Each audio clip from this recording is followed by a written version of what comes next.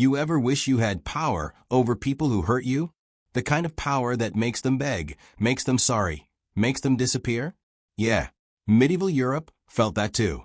Only they didn't scroll past it. They walked 15 miles through frozen mud to find a man who whispered to demons in a language older than God. And when they found him, they realized magic wasn't a gift. It was a disease you caught on purpose. This is the story of why everyone wanted to be a wizard, until they actually met one. Picture this. It's 1435. A farmer's daughter in Bavaria hasn't spoken in 3 days. Her father thinks she's possessed. The priest thinks she's pretending. But her mother knows better, because she can smell it on her breath, sulfur and roses, the signature of something that doesn't belong in a human mouth. So she does what every terrified mother does when God stops answering. She goes looking for the man who lives in the house no one will walk past after dark. The one who carves symbols into his own ribs. The wizard. And here's the thing they don't tell you about medieval magic. It wasn't sparkles and Latin phrases muttered over cauldrons. It was blood contracts. It was standing naked in a graveyard at midnight, holding the hand of a corpse, while you recited the names of angels backward until something answered. It was starvation, isolation, and the kind of loneliness that makes you wonder if madness is just another word for enlightenment. The wizard she finds? His name was Johann. Not famous. Not in any book. Just a man who learned too much and couldn't go back. He tells her the truth. Magic is real. But it costs. Always costs. You want your daughter to speak again? Fine. But she'll never sing. You want protection from your enemies? Great. But you'll never sleep without dreaming their faces. Every spell is a scar. Every ritual is a door you can't close. And the worst part? Once people know you can do it, they never stop asking. They come in the night. They beg. They threaten. They offer you everything they own. Because magic isn't about power. It's about desperation. And desperation makes people do things they swore they never would. Now here's where it gets dark. Johann wasn't born a wizard. He was a monk. Yeah, a man of God. Spent 12 years copying scripture in a monastery in Thuringia. But then his brother got sick. Cancer, probably, though they called it God's punishment back then. And Johann prayed. He prayed until his knees bled. He fasted until he collapsed. And his brother died anyway, screaming. So Johann stopped praying up and started praying down. He found a book. Not the Bible. Something older. Written in a script that looked like it was carved by fingernails. It promised him one thing, answers. Not salvation. Not heaven. Just answers. And that was enough. The book taught him how to summon a spirit called Astaroth. A demon, technically, but Johann didn't care about labels anymore. He followed the instructions, drew the circle, spoke the words, and something came. It didn't look like the paintings. No horns, no fire. Just a man in a black coat who smiled like he knew a joke you'd never understand. And Astaroth said this, "You want power, monk? I'll give it to you. But here's the deal.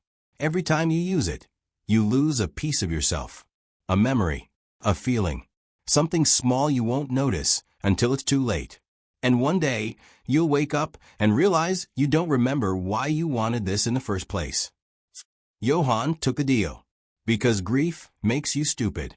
Because rage makes you reckless. Because when God abandons you, the devil starts to look like the only one who showed up. And at first, it worked. He could cure the sick, stop floods, make crops grow in winter. People called him a saint. They brought him gifts. They kissed his hands. But Johann started to notice things. He couldn't remember his brother's laugh. Then his face. Then his name. He'd look in the mirror and see a stranger. His reflection aged faster than his body. His shadow moved wrong. And the requests never stopped. A woman wanted her husband to love her again. A merchant wanted his rival to go bankrupt. A knight wanted his enemies cursed. And Johann did it all. Because what else was there? He'd already sold the only thing that mattered. Wait. Stop here for a second.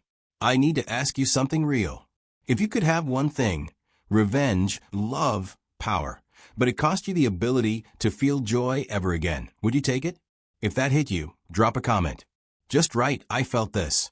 Because when you do, someone else will realize they're not alone. And that matters. Here's what they don't teach you in history class. Wizards weren't feared because they were evil. They were feared because they were proof. Proof that God wasn't the only one listening. Proof that the universe didn't care about your morals. Proof that power was available to anyone willing to pay the price. And the church couldn't allow that. Because if magic worked, then prayer was just optional. So they hunted them. Not with swords. With words. They called them heretics. Devil worshippers. Threats to salvation itself. And here's the genius part. They made it illegal to defend yourself. If you said, "I'm not a wizard," they tortured you until you admitted you were. If you said, "I am a wizard," they burned you for confessing. It was a perfect trap. A legal checkmate designed by men who understood that fear is the best kind of control. But people still wanted magic. Even the ones burning the wizards. Especially them. Because hypocrisy is humanity's oldest hobby. Kings hired wizards in secret to curse their enemies. Bishops kept grimoires hidden in their chambers. Merchants paid for love spells, protection charms, rituals to make them rich. And every single one of them told themselves the same lie. "I'm different. I'm using it for good. I won't end up like the others." Spoiler alert. They always did. Let's talk about what magic actually looked like. Not the Hollywood version. The real thing. Imagine this. You're standing in a forest at 3 a.m. You fasted for 3 days. You're wearing a robe you stole from a corpse. In your hand is a knife you forged yourself, still warm from the fire. You've drawn a circle with your own blood. Inside it, symbols you don't fully understand, but were warned never to get wrong. And now you have to speak. Not in your language. In Hebrew, Greek, Enochian, tongues you learn phonetically, because no one alive remembers what they mean. Your voice shakes. The air gets colder. And then you feel it. Something listening. Not seeing you. Not hearing you. Feeling you. Like a predator realizing you're made of meat. That's magic. Not power. Terror with a spotlight. And the thing is, sometimes it worked. People were cured. Enemies fell. Fortunes changed. But the wizard always paid. Hair turned white overnight. Voices disappeared. Some went blind. Others started speaking in languages no one recognized. One wizard in Prague lost the ability to see faces. He'd look at his wife and see a blank oval of skin. Another couldn't hear music anymore. Just static. Just silence. Because magic wasn't a transaction. It was an infection. And once it was in you, it never left. Now, let's get into the really messed up part. The reason everyone wanted to be a wizard wasn't power. It was belonging. Think about it. Medieval Europe was brutal. You were born, worked until your body broke, and died in the same 10-mile radius you started in. No upward mobility. No escape. No voice. Unless you had magic. Then suddenly you mattered. Lords needed you. Priests feared you. Peasants whispered your name like a prayer. You went from invisible to unforgettable. And that's addictive. More than any spell. More than any ritual.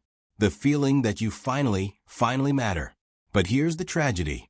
The more powerful you became, the more alone you were. Because magic isolates. It has to. You can't have a family when you're summoning spirits at midnight. You can't have friends when you're carrying secrets that would get them burned alive. You can't have love when you've traded pieces of your soul for power you didn't even want anymore. Johann ended up in a cave, alone, talking to things no one else could see. And when he died, no one buried him. They were too afraid to touch the body. They just sealed the cave and pretended he never existed. If stories like this one hit you deeper than they should, if you crave the truth that history tried to bury, then you belong here.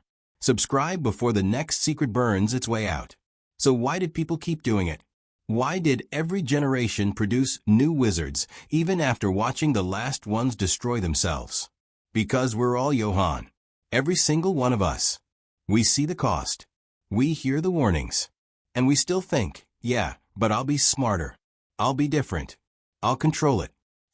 We won't. Nobody does.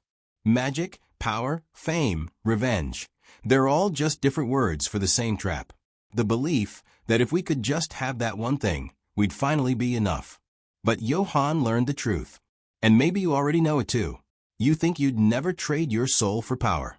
But maybe that's exactly what Johann thought right before he opened the book.